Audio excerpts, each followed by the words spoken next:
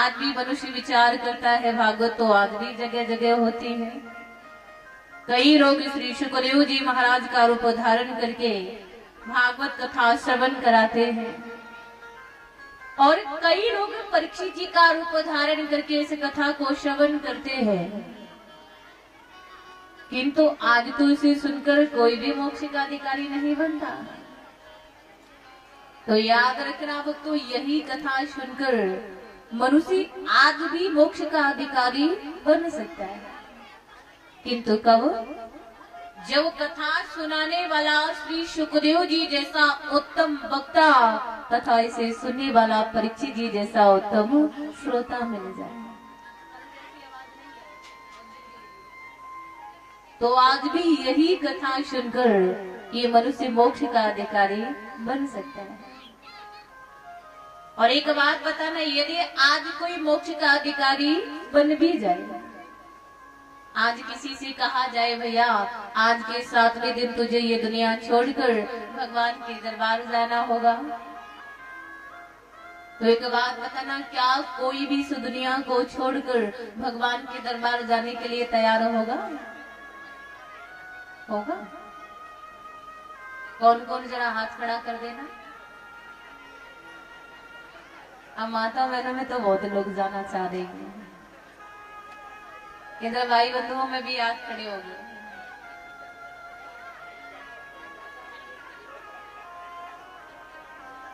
कहना आसान है किंतु कहना कठिन है।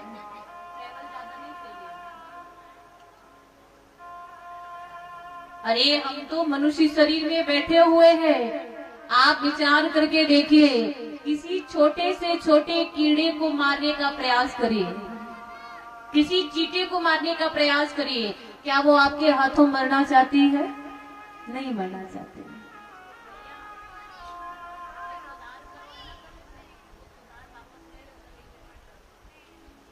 बोली वृंदावन बिहारी लाल की जय हो। यहाँ किसी कीड़े को मारने का प्रयास करना, वो भी आपके हाथों नहीं मरना चाहता है, वो अपने शरीर में मगन है। ये काल की नगरी बड़ी विचित्र है। इस नगरी में जो आत्मा जिस शरीर में आकर फंस गई है, वो उसी शरीर में मगन रहकर समय बिता रही है। कोई यहाँ से भगवान के दरबार जाने की इच्छा नहीं करता। जैसे एक बार देव ऋषि नारद भगवान से बोले, भगवान आप जीवों के साथ बहुत बुरा करते हैं, आप अन्याय करते हैं जीवों के साथ भगवान। भगवान पूछने लगे, नारद जरा मुझे भी तो बताओ कि मैं जीवों के साथ क्या बुरा करता हूँ, क्या अन्याय करता हूँ। नारद जी बोले, भगवान सबसे बड़ा आपका अन्याय यही है कि आप इन आत्माओं को मृत लोक में क्यों फंसाए। मृत लोक में बेचारी आत्माएं किस प्रकार से दुख झेल रही हैं, आप इन सभी को स्वर्ग लोक क्यों नहीं बुला लेते। भगवान बोले, नारद मैं तो सभी को स्वर्ग लोक बुलाना चाहता हूँ, किंतु कोई भी आत्मा मृत लोक छोड़कर स्वर्ग लोक आने के लिए तैयार नहीं है। नारद जी बोले, लो भगवान अब तो आपने झूठ बोलना भी प्रारंभ कर दिया। यदि किसी को नहीं बुलाना चाह रहे हो तो सीधे मना कर दो कि मैं किसी को बुलाना नहीं चाह रहा, किंतु आप झूठ क्यों बोल रहे भगवान। आप ये झूठ कह रहे हैं कि कोई भी आत्मा मृत लोक से स्वर्ग लोक आने के लिए तैयार नहीं है, क्योंकि यदि आप मुझे आज्ञा दे दें तो मैं तो संपूर्ण मृत लोक को स्वर्ग लोक में ले आऊंगा।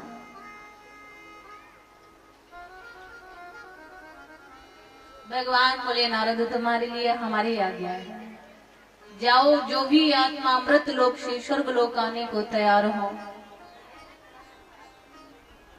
उन सभी को तुम स्वर्ग लोक ले आओ। अब नारद जी मृत लोक में आगे इधर उधर घूमने लगे, नाना प्रकार के जीवों से मिलते हैं, सभी से भगवान के दरबार जाने को कहते हैं, किंतु कोई भी आत्मा ये मृत लोक छोड़कर स्वर्ग लोक जाने को तैयार नहीं हुई। नारद जी मन में विचार करने लगे, भगवान से तो बड़े गर्व से कहकर आया था कि संपूर्ण मृत लोक को स्वर्ग लोक में ले आऊंगा, और जब एक भी आत्मा मेरे साथ न गई तो क्या कहूंगा जाकर भगवान से। मन में विचार किया, अकेले वापस नहीं जाना, किसी न किसी को लेकर के तो जाना ही जाना है। धीरे धीरे थोड़ा आगे बढ़े। आगे बढ़कर नारद जी ने क्या देखा, एक बड़ी बूढ़ी सी मैया चारपाई पर पड़ी पुकार रही है, हे प्रभु सुधारो भैया, समय दे रहे हम आपको, सेटिंग कर देख रहे, आप बैठे आराम से मुझे देख रहे हैं, सुधार करो, आपको लग रहा है सही सेट है। बोली वृंदावन बिहारी लाल की जय हो।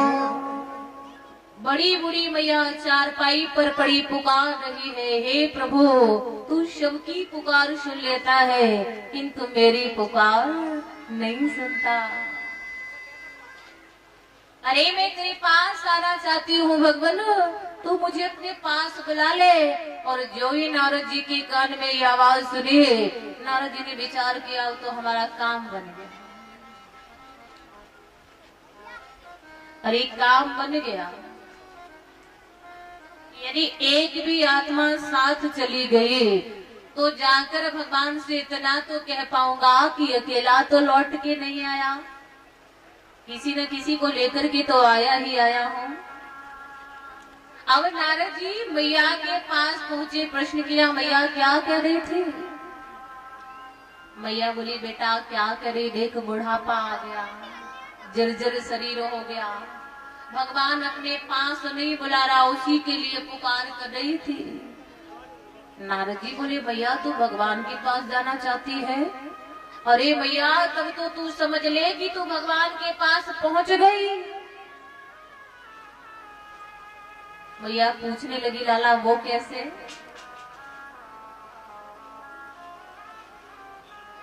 नारद जी बोले, भैया मैं ले चलूंगा तुझे भगवान के पास। भैया बोली, लाला सच में ले जाएगा। नारद जी बोले, भैया बिल्कुल सच है।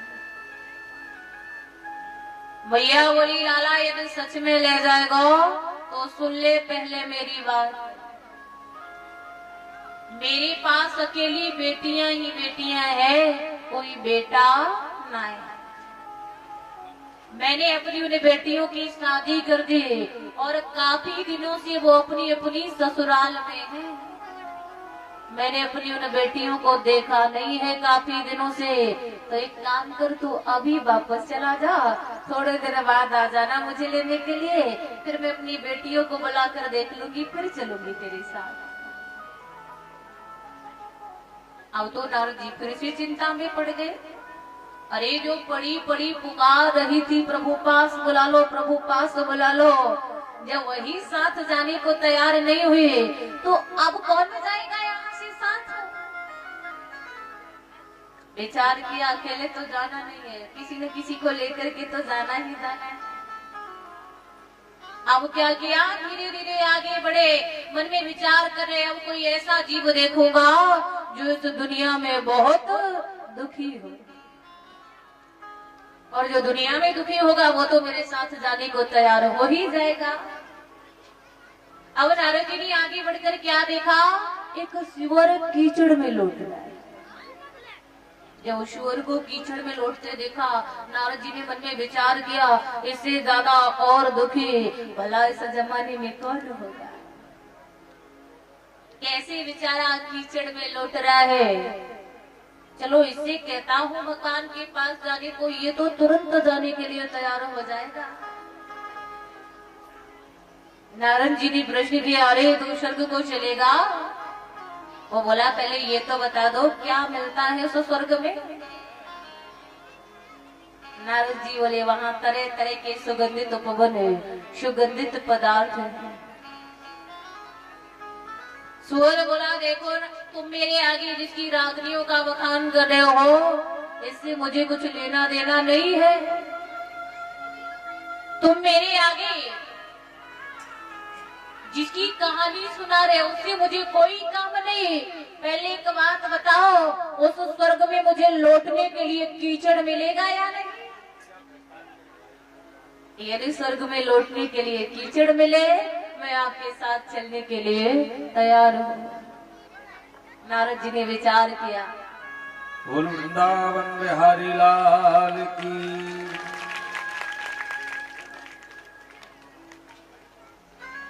और ये श्रीमान कोमल सिंह जी की धर्मपत्नी जी ये माल्या अर्पण करके सम्मानित कर रहे हैं। भगवान कर कमलों में ऐसी अन्न धन की प्राप्ति कराते रहे जो कि इसी प्रकार से ये दान पुण्य करते रहे। बोलिए गोविंद भगवान की जय हो। आज सुअर बोला, देखो नारद, यदि स्वर्ग में लौटने के लिए कीचड़ मिले तो मैं आपके साथ चलने के लिए तैयार हूँ। नारद जी ने मन में विचार किया, भगवान सत्य ही कह रहे थे कि यहाँ तो जो आत्मा जिस शरीर में आकर फंस गई है वो उसी में मगन रहकर समय बिताने लगी। यहाँ से कोई भी भगवान के दरबार जाने की इच्छा नहीं करता, किंतु भक्तों इस नकल में फंस करके असल उद्देश्य को मत भूलिए। थोड़ा सा समय मिला है, ये मानव देही मिली है, थोड़ी सी सांसें मिली है हरि सुमरन के लिए, तो इसे पाकर हरि सुमरन करते रहो। इन श्वासों का कोई भरोसा नहीं, क्या मालूम है कौन सी श्वासा आखिरी श्वासा हो जाए। लिखा भी है किसी कवि ने, श्वासों का क्या भरोसा, श्वासों का क्या भरोसा, रुक जाए चलते चलते, रुक जाए चलते चलते, श्वासों का क्या भरोसा, श्वासों का क्या भरोसा, सांसों का क्या भरोसा, रुक जाए चलते चलते, रुक जाए चलते चलते। जीवन की है ये ज्योति, जीवन की है ये ज्योति, बुझ जाए जलते जलते, बुझ जाए जलते जलते, सांसों का क्या भरोसा, सांसों का क्या भरोसा।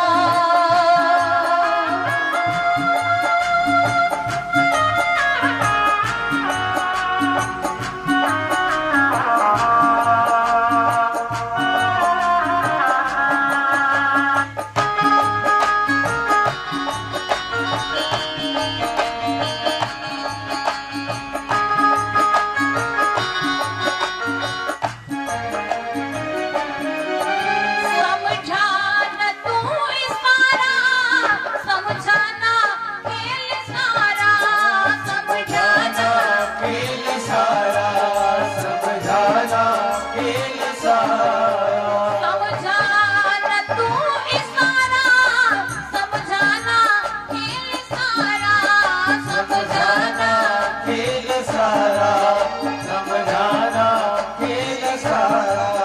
क्यों तेरी बात बिगड़ी, क्यों तेरी बात बिगड़ी, हर बार बनते बनते, हर बार बनते बनते, सांसों का क्या भरोसा, सांसों का क्या भरोसा, रुक जाए चलते चलते, रुक जाए चलते चलते, सांसों का क्या भरोसा, सांसों का क्या भरोसा।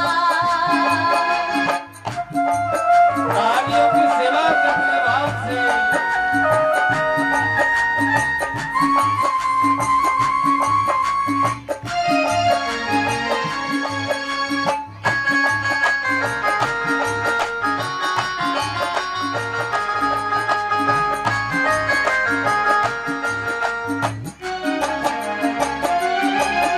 जीवन है चार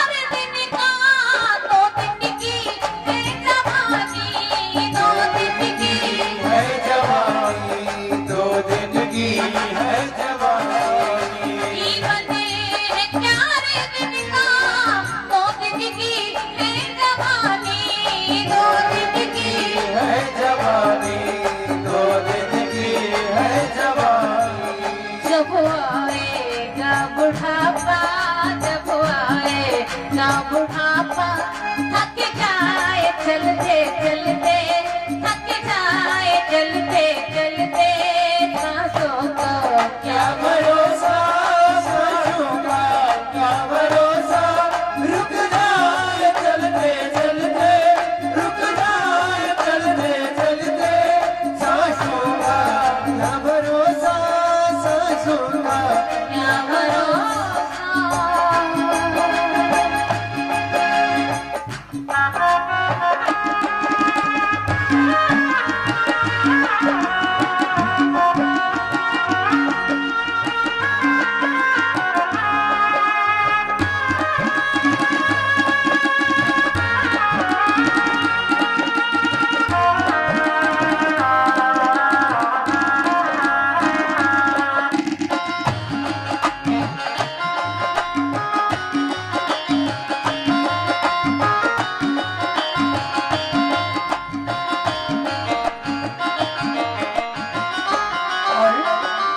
समय क्या साथ हो जाएगा कभी तेरा तेरे साथ जाए बंदे तेरे कर्मों की कमाई तेरे कर्मों की कमाई तेरे कर्मों की कमाई तेरे साथ जाए बंदे तेरे कर्मों की कमाई तेरे कर्मों की कमाई तेरे कर्मों की कमाई गए जग से बादशाह भी गए जग से बादशाह भी यूं ही हाथ मलते मलते यूं ही हाथ मलते मलते सांसों का क्या भरोसा सांसों का क्या भरोसा रुक जाए चलते चलते रुक जाए चलते चलते जीवन की है ये ज्योति जीवन की है ये ज्योति बुझ जाए जलते जलते बुझ जाए जलते जलते सांसों का क्या भरोसा सांसों का क्या भरोसा रुक जाए जलते जलते रुक जाए जलते जलते सांसों का क्या भरोसा सांसों का तुम मालूम नहीं मानव जीवन की कौन सी श्वासा आखिरी श्वासा हो जाए इसलिए इन श्वासों का सदुपयोग करो नित्य थोड़ा थोड़ा समय निकालो हरि भजन के लिए दुनिया में धन कमाना पाप नहीं है सिमरन के लिए बोली वृंदावन बिहारी लाल की जय हो इधर श्री सूत जी महाराज शौन कादिक ऋषियों को श्री एक बार सीढ़ी के संगमरमर और मूर्ति के संगमरमर में आपस में वार्तालाप हो रहा है मूर्ति का संगमरमर सीढ़ी के संगमरमर से बोला सुन भाई सीढ़ी के संगमरमर हम और तुम दोनों एक ही खान के पत्थर हैं हमें और तुम में कोई भेद नहीं मेरे भाई हम दोनों एक खान से लाए हुए पत्थर हैं फिर हम में और तुम में क्या भेद है मेरे भाई कि लोग जब आते हैं तो मुझ पर तो जूते चप्पल लेकर आते हैं तुझ पर फूल चढ़ा कर जाते हैं क्या भेद है मुझ में तुझ में हम दोनों एक खान के पत्थर हैं मूर्ति का संगमरमर बोला सुन भाई सीढ़ी के संगमरमर जब मूर्तिकार हम दोनों की मूर्ति बनाने के लिए हमें खान में से निकाल करके लाया और जब तेरी मूर्ति बनाने के लिए उसने तेरे ऊपर छेनी और हथौड़े की चोट डाली तो सुन भाई सीढ़ी के संगमरमर तुझसे वो छेनी और हथौड़े की चोट सहन नहीं हुई उस चोट से तू टूट गया तू दूर जाकर गिरा किंतु मैंने उस छेनी और हथौड़े की चोट को बड़े प्रेम से सहन किया है मुझ में और तुझ में यही भेद है मेरे भाई कि मैंने चोट सहन कर ली और तूने चोट सहन नहीं कर पाई एक पत्थर को मूर्ति बनाने के लिए कितना तरासा जाता होगा मूर्ति का संगमरमर कह रहा है, भाई एक चोट नहीं, मुझ पर चोट पड़ती रही, किंतु मैं तेरी तरह टूटा नहीं। बस तुझ में और मुझ में यही फर्क है। मैंने चोट सहन कर ली, तूने चोट सहन नहीं कर पाई, इसीलिए लोग तुझ पर जूते और चप्पल लेकर आते हैं, मुझ पर फूल चढ़ा कर जाते हैं। याद रखना, महान बनने के लिए दुख उठाने पड़ते हैं।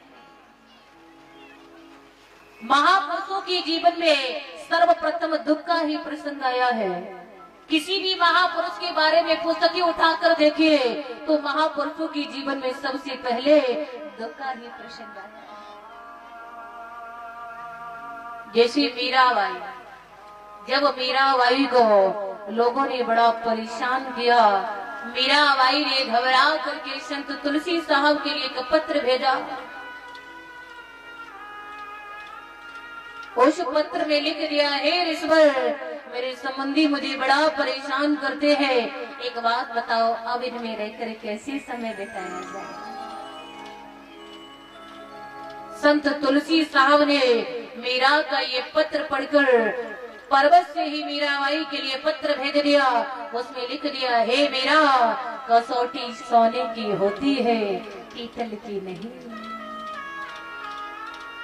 यदि सुनार तपाता है तो किसे तपाता है? सोने को, पीतल को नहीं मीरा। ऐसे ही भगवान भी भक्तों की परीक्षा लेता है। यदि तुम्हारे संबंधी तुम्हें परेशान करते हैं, तुम घर छोड़ दो, वृंदावन चले आओ। ऐसा पत्र पढ़कर मीराबाई ने महल छोड़ दिए, वृंदावन में मिल गया।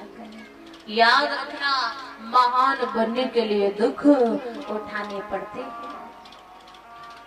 संतों ने तो यहाँ तक लिख दिया कि संसार में तो देह धारण करना ही दुख रूप है। जन्म दुखम जरा दुखम जाया दुखम पुनः पुनः अंतकाले महादुखम तस्मात् जाग्रह जाग्रह।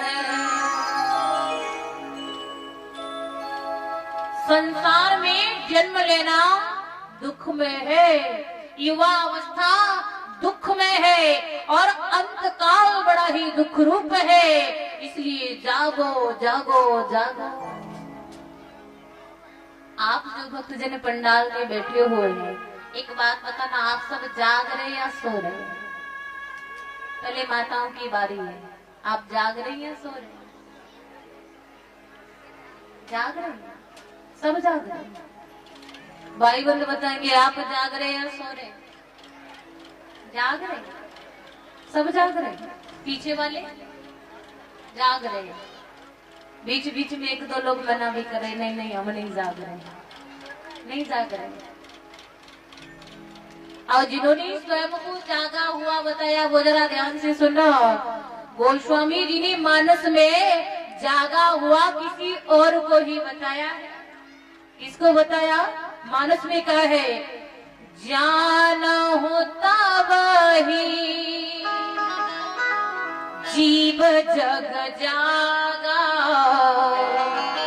जब सब विषय विलास विरागा।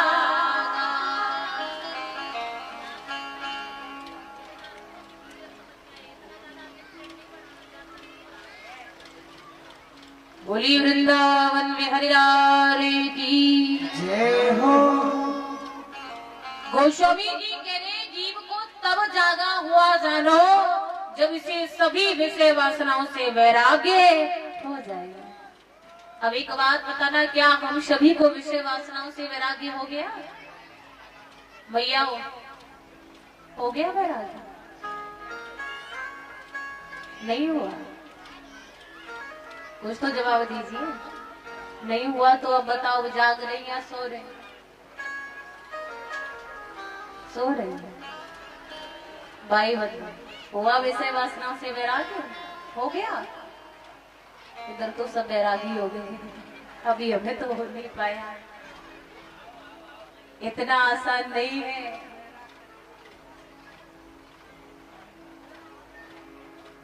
जाग नहीं रहे, हम सब सो रहे हैं। और ये नहीं कि अभी सो रहे हैं, हम जब से दुनिया में आए हैं तब से सो रहे हैं।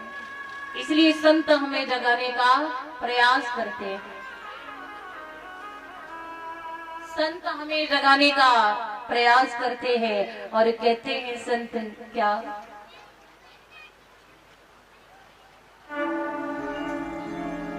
अब तो जागे मुसाफिर रे तू, अब तो जागे मुसाफिर बहुत तेने सोई लिया रे, अब तो जागे मुसाफिर बहुत तेने सोई लिया रे, अब तो जाग मुसाफिर बहुत तेने सोई लिया रे, अब तो जाग मुसाफिर, अब तो जागे मुसाफिर रे तू, अब तो जागे मुसाफिर बहुत तेने सोई लिया रे, अब तो जागे मुसाफिर बहुत तेने सोई लिया रे, अब तो जाग मुसाफिर।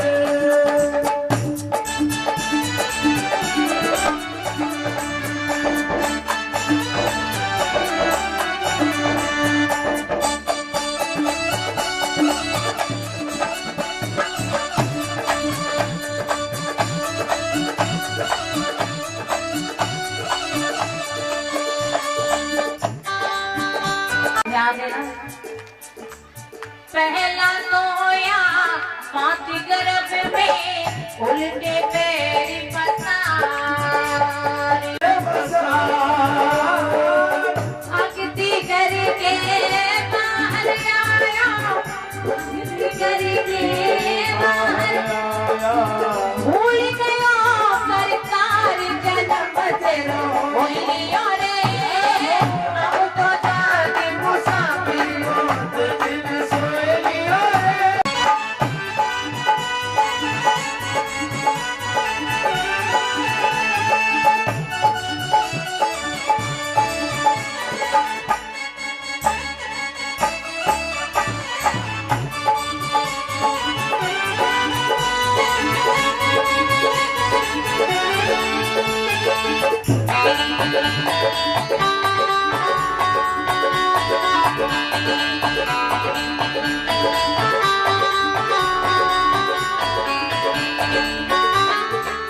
दूजा सोया पिता गोद में हंसी हंसी दांत दिखाई, दूजा सोया भाई बहन सब लाड़ करते हैं, किस रात रहे भाई लाड़ तेरा होई लिया रे, अब तो जाके मुसाफिर बहुत तेने सोई लिया रे, अब तो जाग मुसाफिर।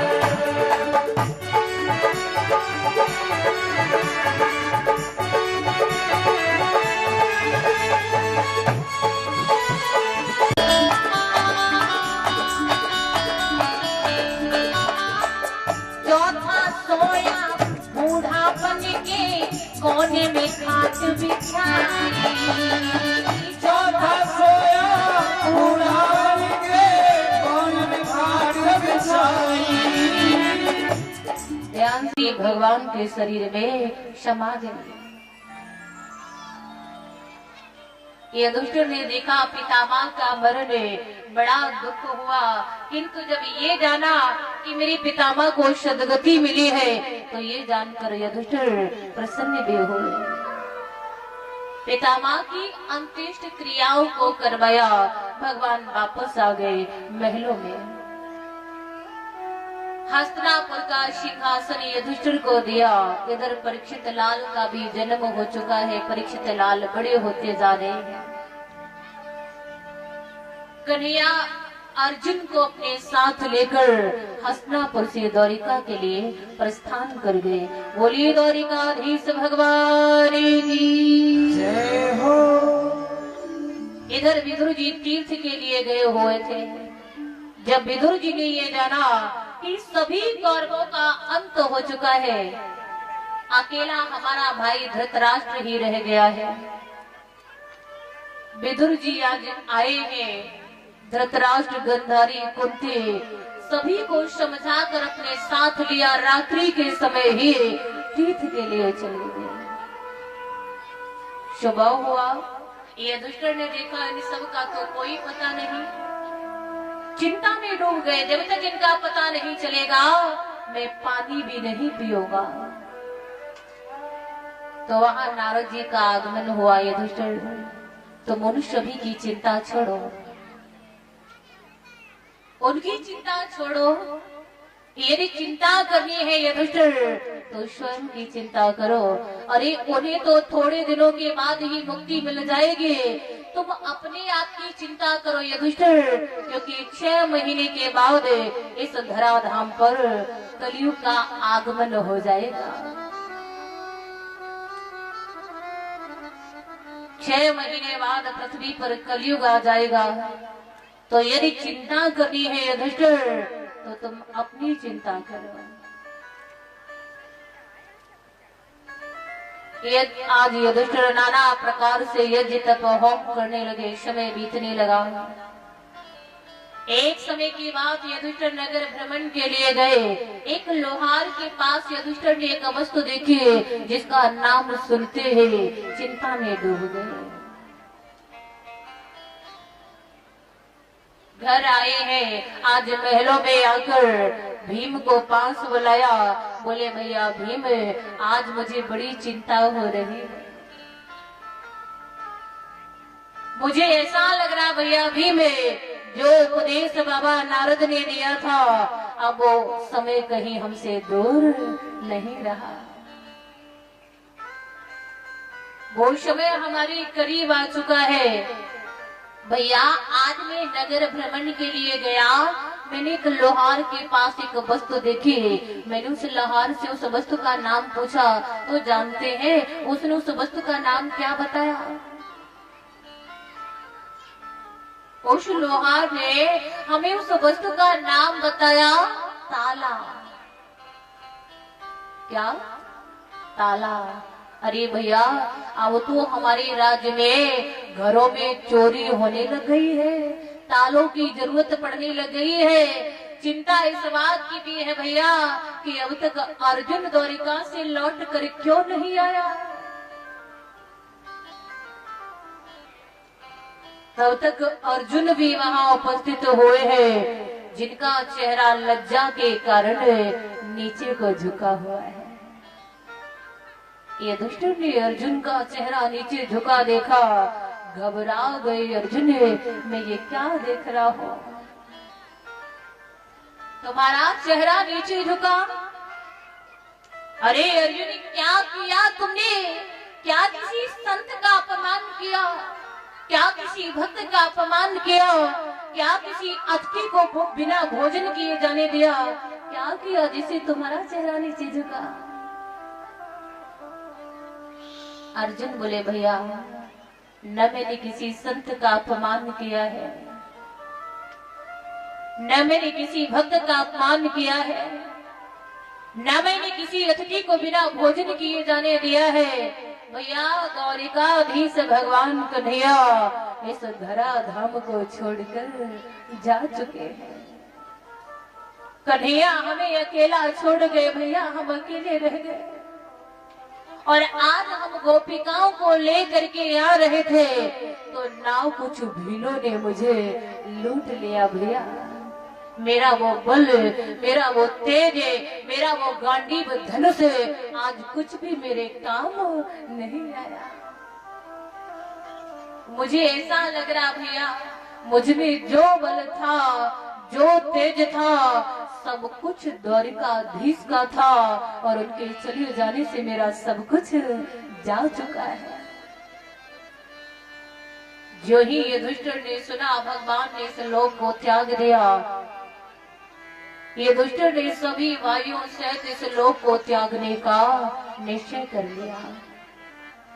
परीक्षित लाल युवा हो चुके थे, परीक्षित को हस्तिनापुर का सिंहासन दिया। आज युधिष्ठिर सभी भाइयों को साथ लेकर और द्रौपदी को भी साथ लिया है। वहां से युधिष्ठिर हिमालय पर आ गए, जहां सभी के शरीर गल गए और धर्मराज युधिष्ठिर शरीर सरलोक के लिए प्रस्थान कर गए। बोली वृंदावन बिहारी लाल की जय हो। तो बड़े भाव से मिलकर सभी पहले हरिनाम संकीर्तन कर ले, उसके बाद आगे की कथा होगी। तालियों के साथ सब बोलेंगे। राधा रानी कृपा कीजिए, महारानी कृपा कीजिए, राधा रानी कृपा कीजिए, महारानी कृपा कीजिए, राधा रानी कृपा कीजिए, महारानी राधा रानी कृपा कीजिए। कर देंगी कृपा तो बनी, ना कर देंगी तो बनी। अरे आपकी बात में दृढ़ता तो होनी चाहिए। ऐसे तो बोलिए कि राधी रानी मान ले कि आप कृपा चाह रहे हैं। किसी किसी चाहिए राधे रानी की कृपा, जरा हाथ खड़ा कर देना जिन्हें कृपा चाहिए। और जो नीचे हाथ करे बैठे आपको नहीं चाहिए, जिन्हें कृपा चाहिए जरा ध्यान देना। दुनिया में बिना मेहनत के कुछ मिलता है क्या? मिलता है? नहीं मिलता है। तो राधे रानी की कृपा इतनी सस्ती होगी जो ऐसे मिल जाएगी, ऐसे बैठे हुए। यदि राधे रानी की कृपा चाहिए तो उठाइए जरा हाथ ऊपर के हुए। आपने देखा होगा जब कोई बच्चा माता पिता की गोद चाहता है तो हाथ कैसे करता है? जरा हाथ ऊंचे करता है। तो जो यहाँ बच्चा बनकर आए उठा लो जरा हाथ ऊपर के हुए और ताली बजाते हुए सब कृपा मांगेंगे। राधा रानी कृपा कीजिए, महारानी कृपा कीजिए, राधा रानी कृपा कीजिए, महारानी कृपा कीजिए, आंचल में छुपा लीजिए, आंचल में छुपा लीजिए, रुके रानी कृपा कीजिए, राधा रानी कृपा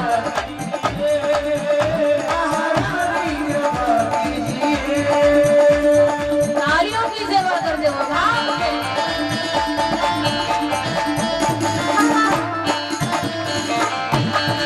राधे रानी सरकार की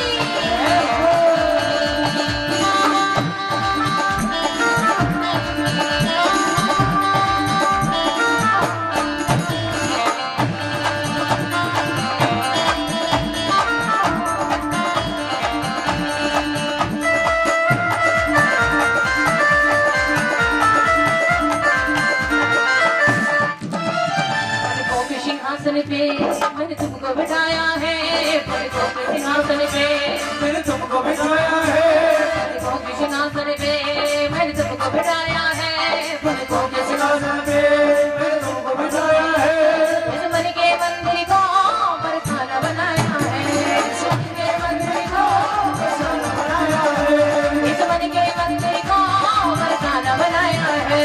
इस मन के मंदिर को बरसाना बनाया है। तो आप क्या करिए राधा रानी, इसमें आके रहा कीजिए, इसमें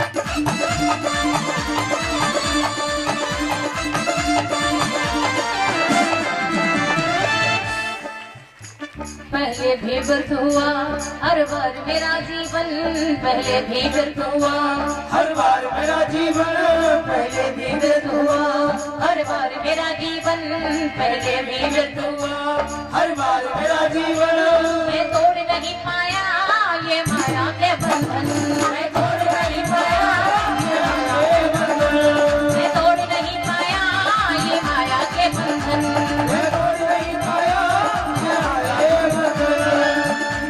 तो आप क्या करिए राधा रानी, अब की बारी बचा लीजिए, अब की बारी बचा लीजिए, ब्रज रानी की बात कीजिए, चंद्रानी कृपा कीजिए, महारानी कृपा कीजिए, आंचल में छुपा लीजिए, आंचल में।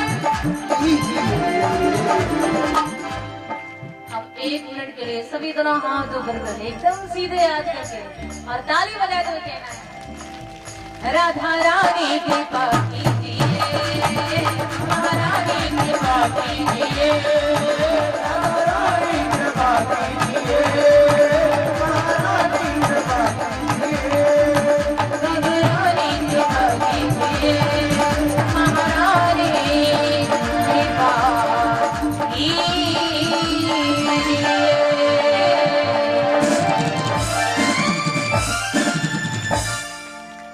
आंचल में छुपा लीजिए, आंचल में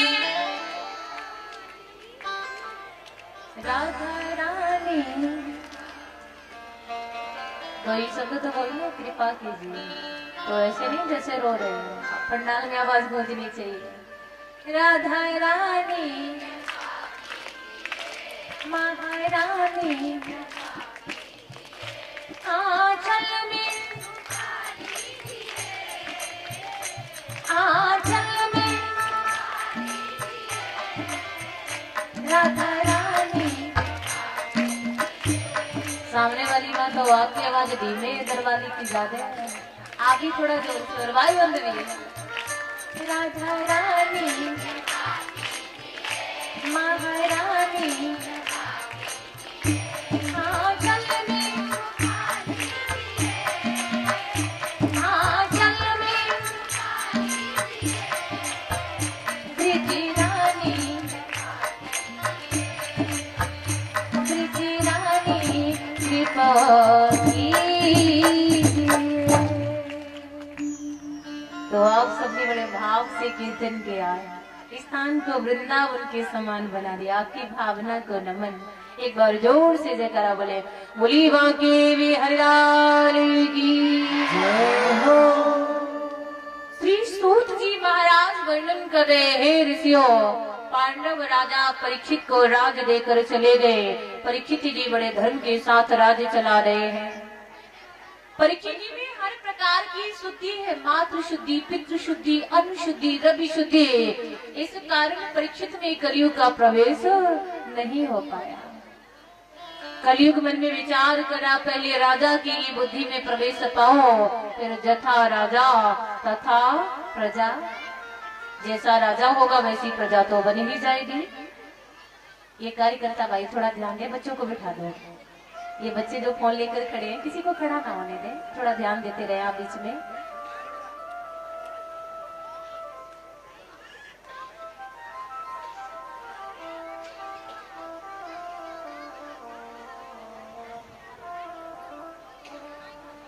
बोलिए वृंदावन बिहारी लाल की जय हो।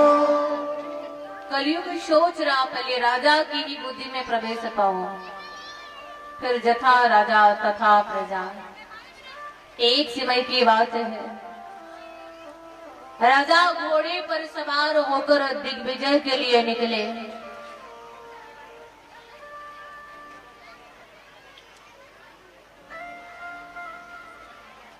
आज दिग्विजय के लिए परीक्षित जी निकले, तो परीक्षित जी ने एक आश्चर्य देखा। क्या? एक गाय है जो कि बड़ी व्याकुल हो रही है। उसके पीछे पीछे एक बैल भागता जा रहा है, गाय भी भागती जा रही, कांपती हाँफती रोती रमाती चलती जा रही है। पीछे पीछे बैल भागता जा रहा, जिसकी कमर नीचे झुकी है, लंगड़ाता जा रहा है, और दोनों को एक मुकुटधारी शूद्र खदेड़ता हुआ ले जा रहा है। गाय को व्याकुल देखा। आज गाय की रक्षा के लिए परीक्षित जी आगे की ओर बढ़े। तो भागवत जी की इस प्रसंग से जीवन में सीख लो कि हमें भी जीवन में गौ रक्षा करनी चाहिए, हमें भी जीवन में गौ सेवा करनी चाहिए। गाय हमारी माता है, हमारी गौ माता खाती घास है किंतु देती दूध है। और गाय का दूध एक नहीं अनेकों प्रकार के रोगों की औषधि बताया गया है। एक गाय में 33 कोट देवताओं का वास होता है। अब एक बात बताना, इन 33 कोट देवताओं की अलग अलग सेवा करके अलग अलग प्रसन्न करना चाहो कितना समय लगेगा? कुछ अंदाजा लगाया जा सकता है? कोई अंदाजा नहीं। और यदि 33 कोट देवताओं की एक बार में सेवा करके इन सभी को एक बार में प्रसन्न करना चाहते हो, तब क्या करो? दरवाजे पर गाय रख लो, गाय की सेवा करने लगो। गौ सेवा के साथ साथ 33 कोट देवताओं की सेवा बनती रहेगी।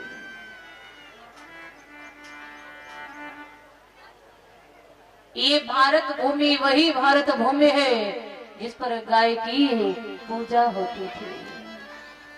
भगवान श्री कृष्ण का नामकरण संस्कार कहाँ हुआ था? कहाँ? गौशाला में, जहाँ गैया रहती थी। आप में से कितने भक्त हैं जिनके घरों में गैया रहती है? जहाँ गाय रहती, जरा हाथ खड़ा करना। इतने भक्त हैं। अब जिनके हाथ नीचे रहे हैं, व्यासपीठ से निवेदन उनके लिए भी है। यदि आपके पास गाय रखने की सुविधा है तो एक गाय रखकर गाय की सेवा अवश्य करो। ये भारत भूमि वही भारत भूमि है जहाँ गाय की पूजा होती थी। आज उसी भारत भूमि पर गाय की क्या दुर्दशा हो रही है। हमारी गौ माता कचड़े के ढेर से कचड़ा खाने के लिए मजबूर है। हजारों की संख्या में गौएं इधर उधर घूम रही है, लाखों की संख्या में गौएं नित्य काटी जा रही है। आप एक बात बताना, आप में से किसी भक्त ने कभी एक भैंस को कहीं अकेला घूमता पाया है? कहीं भैंस अकेली घूमती मिली? नहीं मिलेगी। रखवाला अवश्य साथ होगा, भले ही थोड़ी दूरी से हो। और गैया हजारों की संख्या में मिल जाएगी। हम ही में से कुछ लोग चंद रुपयों के लिए, थोड़े से पैसों के लिए गौ माता को कत्ल खानों में बेच देते हैं, कसाईयों के हाथों में दे देते हैं। वहाँ गौ माता को काफी दिनों तक भूखा रखा जाता है ताकि इसका हीमोग्लोबिन मांस से चिपक सके। कई दिनों की भूखी गौ माता के ऊपर गर्म पानी डालते हैं, गर्म पानी डालकर खूब पिटाई करते हैं और जीवित गौ माता के शरीर से चमड़ा उतारा जाता है। गाय ने अभी प्राण नहीं त्यागे, जीवित गौ माता के शरीर से चमड़ा उतारा जा रहा है। गौ माता कहती है, मेरा दूध पीने वालों, तुम्हारे द्वारा किया गया हर अत्याचार देते हुए भी मैं तुम्हें श्राप नहीं दे सकती, क्योंकि मैं एक माँ हूँ, मैं एक माँ हूँ।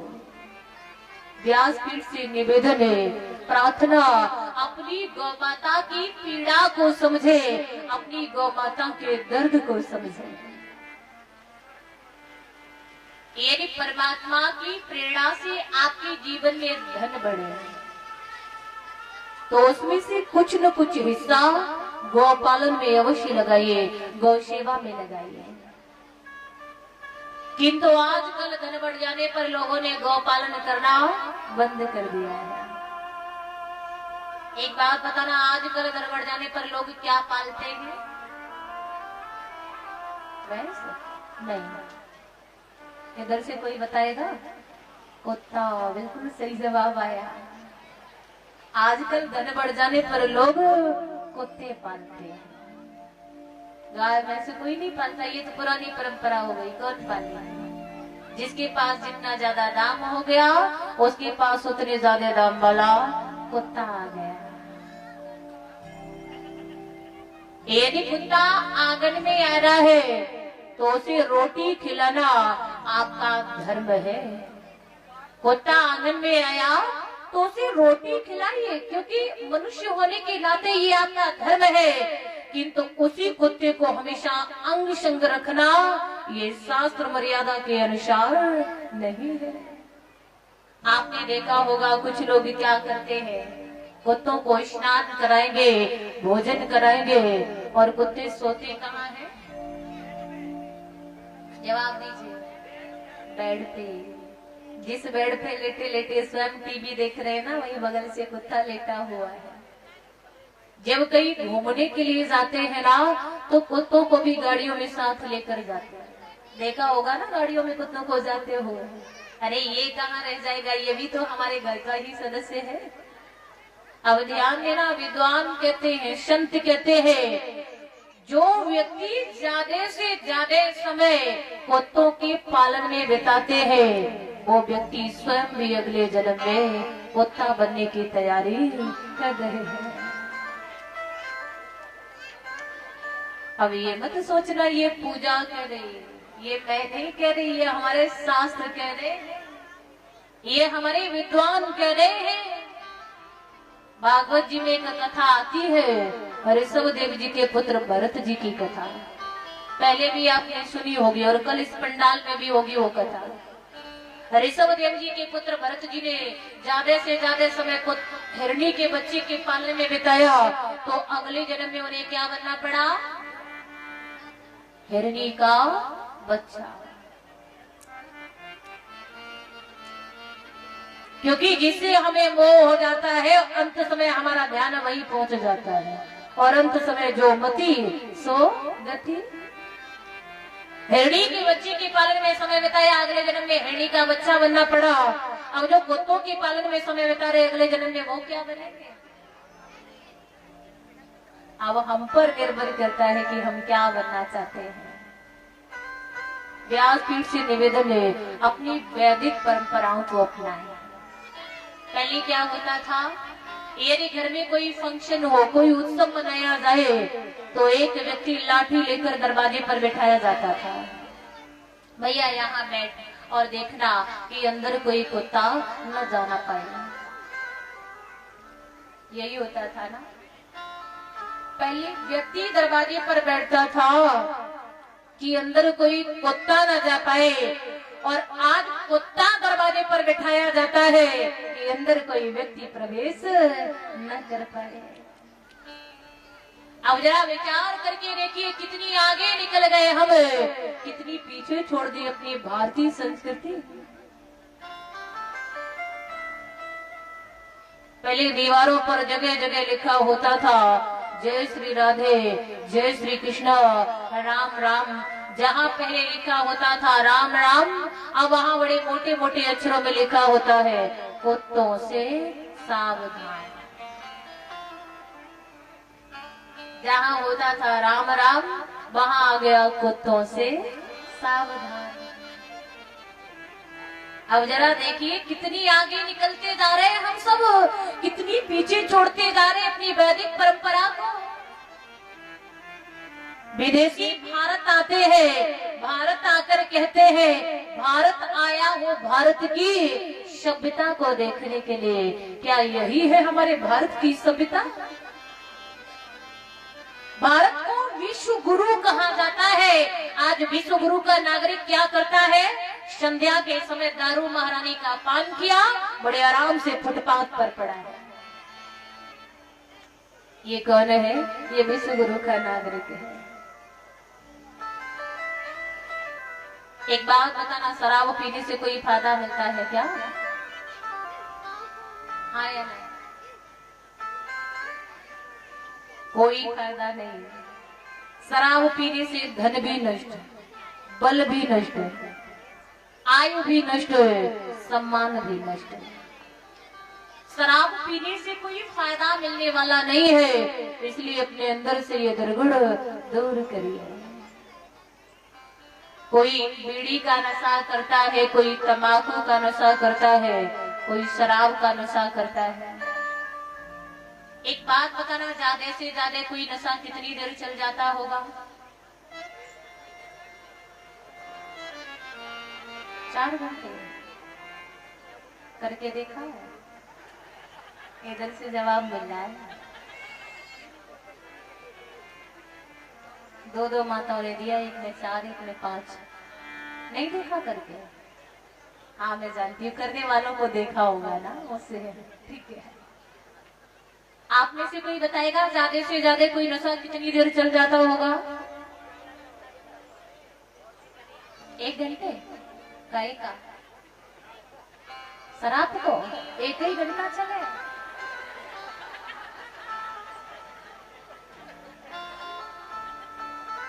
करके देखा है दादाजी? नहीं करी? अच्छा। मैं मानती हूँ दुनिया का कितना भी बड़ा नशा क्यों न हो, 24 घंटे से ज्यादा तो कोई नशा नहीं चलता होगा। चलता होगा क्या? अभी पिछली कथा में एक सज्जन ने खड़े होकर कहा था, हाँ 24 घंटे से ज्यादा भी चलता है नशा। मैंने कहा काय का? बोले भांग का 3 दिन चलता है। चलिए 3 दिन चल जाता होगा, इससे ज्यादा तो कोई नशा नहीं चलता होगा। नशा किया, घंटी घंटी उतरना प्रारंभ हो गया। यदि नशा करना है तो वो नशा करिए जो उतरे नहीं, जो दिन दिन चढ़ता जाए। वो नशा कौन सा है? उस नशे के बारे में मीराबाई कह रही है, खर्चे नहीं चोर नहीं लेबे, दिन दिन बढ़त सबायो, पायो जी मैंने नाम रतन धन पायो। यदि नशा करना है तो हरि नाम का नशा करो। ये नशा खर्च नहीं होता है, न इसे कोई चोर चुराता है, और ये घटता भी नहीं। क्या होता है? दिन दिन बढ़त समायो, ये बढ़ता जाता है। इसलिए हरि नाम का नशा करो, ये झूठे नशे नहीं। गुरु नानक देव की वाणी है, नाम कुमारी नानका चढ़ी रहे दिन रहने। ये उतरता नहीं, ये नशा दिन रात चढ़ा रहता है। इसलिए हरि नाम का नशा करिए। एक कवि कह रहा, जाम पर जाम पीने से क्या फायदा, शाम को पिए सुबह को उतर जाएगी। जाम पर जाम पीने से क्या फायदा, शाम को पी सुबह को उतर जाएगी। हरि नाम का प्याला पी ले प्यारे, जिंदगानी नशे में गुजर जाएगी। जीवन बीत जाएगा, ये नशा उतरेगा नहीं। इसलिए ये झूठे नशे छोड़ दो, हरि नाम का नशा करो। बोली वृंदावन बिहारी लाल की जय हो।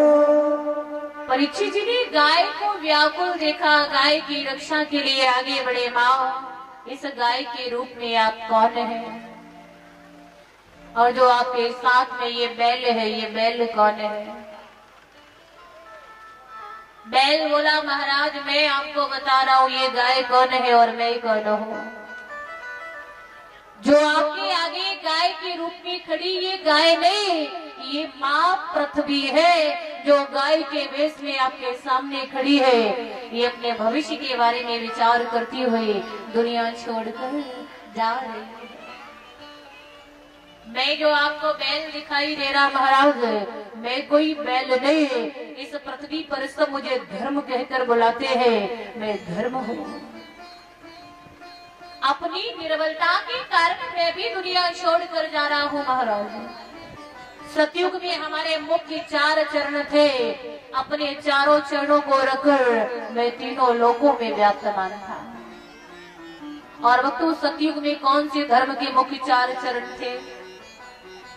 सत्य, तप, दया और दान। धर्म बोला महाराज, अपने चारों चरणों को रखकर मैं तीनों लोकों में व्याप्तमान था, लेकिन जैसे ही त्रेता युग आया, धर्म 3 ही चरणों पर आश्रित रह गया। त्रेता युग आते ही सत्य चला गया, धर्म के 3 चरण रह गए, तप, दया और दान। जैसे ही द्वापर युग आया, तप भी चला गया, धर्म 2 ही चरणों पर आश्रित रह गया, दया और दान। जैसे ही कलयुग आया, कलयुग के आते ही आते दया भी चली गई, धर्म का 1 ही चरण रह गया, दान। दान नंबर 1 कलयुग है। कलयुग में धर्म जीवित है तो दान के सहारे, क्योंकि कलयुग का मनुष्य थोड़ा बहुत दान करता रहता है। किंतु धर्म के जो मुख्य 4 चरण है, इन चारों चरणों में से सत्य सर्वश्रेष्ठ है। सत्य सर्वोपरि है। यदि सत्य तुम्हारे पास रहेगा तो सर्वस्व तुम्हारे पास रहेगा। इसलिए जीवन में सत्य का साथ नहीं छोड़ना चाहिए। जैसे महाभारत में सत्यदेव की कथा आती है। सत्यदेव सुबह जागे, उन्होंने क्या देखा? उनके घर से बाहर की ओर एक सुंदरी जा रही थी। सत्यदेव ने उससे पूछा, देवी आप कौन हैं? वो सुंदरी बोली, मेरा नाम लक्ष्मी जी है। और राजन, आज तक मैं तेरे पास रही हो, किंतु आज के बाद मैं तुझे छोड़कर जा रही हूँ। सत्यदेव ने उसे जाने दिया। अब एक पुरुष घर से बाहर की ओर आया, उससे पूछा, आप कौन है? वो बोला, मेरा नाम दान है। जब तुम्हारे पास लक्ष्मी जी नहीं रहे तो फिर भला तुम दान कैसे कर पाओगे? इसलिए मैं भी तुम्हें छोड़कर जा रहा हूँ। सत्यदेव ने उसे भी जाने दिया। एक और पुरुष घर से बाहर की ओर आया, उसे पूछा, आप कौन है? वो बोला, मेरा नाम सदाचार है। जब तुम्हारे पास लक्ष्मी जी नहीं रही, दान नहीं रहा, तो भला सदाचार तुम्हारे पास कैसे रह सकता है? इसलिए मैं भी तुम्हें छोड़कर जा रहा हूँ। सत्यदेव ने सदाचार को भी जाने दिया। एक और पुरुष घर से बाहर की ओर आया, उससे पूछा, आप कौन है? वो बोला, मैं यश हूँ। जब तुम्हारे पास लक्ष्मी नहीं रही, दान नहीं रहा, सदाचार नहीं रहा, तो भला यश तुम्हारे पास कैसे रह सकता है? इसलिए मैं भी तुम्हें छोड़कर जा रहा हूँ। सत्यदेव ने यश को भी जाने दिया। अब एक और सुंदर सा पुरुष घर से बाहर की ओर आया, इससे पूछा, आप कौन है? वो बोला, हमारा नाम सत्य है। मैं आज तक तेरे पास रहा हूँ राजन, किंतु आज के बाद मैं तुझे हमेशा हमेशा के लिए छोड़कर जा रहा हूँ। सत्यदेव बोले, आप मुझे छोड़कर जा रहे? आप कैसे मुझे छोड़कर जा सकते हैं? क्योंकि मैंने अपने जीवन में आपको कभी छोड़ा नहीं है, और जब मैंने अपने जीवन में आपको कभी नहीं छोड़ा, तो भला आप मुझे छोड़कर कैसे जा सकते हैं? आप नहीं जानते, आपको ही अपने पास रखने के लिए मैंने लक्ष्मी, दान, सदाचार, यश इन चारों को जाने दिया है, किंतु मैं आपको नहीं जाने दूंगा। यदि आप मुझे छोड़कर चले गए, मेरा सर्वस्व लुट जाएगा, मेरा जीवन व्यर्थ हो जाएगा, इसलिए आप मत जाइए। जब सत्यदेव की ये प्रार्थना सुनी तो सत्य वहां रुकने के लिए तैयार हो गया। सत्य वहां रुक गया। और ध्यान देना भक्तों, जहां सत्य रुक गया वहां फिर लक्ष्मी दान सदाचार यश इन चारों को लौट कर वापस आना पड़ा। लक्ष्मी दान सदाचार यश चारों को लौट कर आना पड़ा। तो जहाँ सत्य रहता है वहाँ सर्वस्व रहता है। इसलिए जीवन में सत्य का साथ मत छोड़िए। धर्म के मुख्य 4 चरण जो है इनमें से सत्य सर्वश्रेष्ठ है, सत्य सर्वोपरि है। धर्म बोला महाराज कलयुग के आते ही मुझ पर जो निर्बलता आई है इसी में बड़ा दुखी हो, इसी कारण दुनिया छोड़कर जा रहा हूँ। आज परीक्षित जी ने धर्म और पृथ्वी को निसंदेह रहने की आज्ञा दे। स्वयं मुकुटधारी शूद्र कलयुग के पास आए मूर्ख, तूने इतनी जल्दी समझ लिया कि पार्थ का जमाना बीत गया। अरे तुझे विचार करना चाहिए था, दुनिया में पार्थ ही नहीं रहे।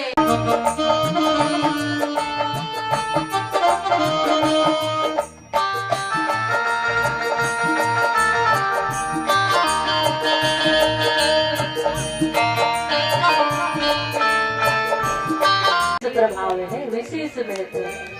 और लिखा मानस में चाहो जो कालते हो चाहो जो कालते हो चाहो जो चाहो जो चाहो जो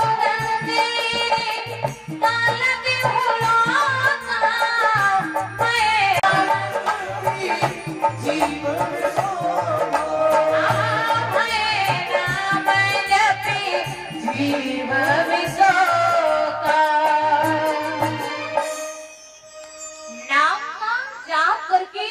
नाम जपी। ये नाम राम से भी श्रेष्ठ है। मानस कह दे ओ भय आगम जुग सुगम नाम ते कहाँ नाम बड़ ब्रह्म राम ते। राम एक तापसती तारी किया है किंतु नाम ने तो अनेकों जीवों का उद्धार कर दिया।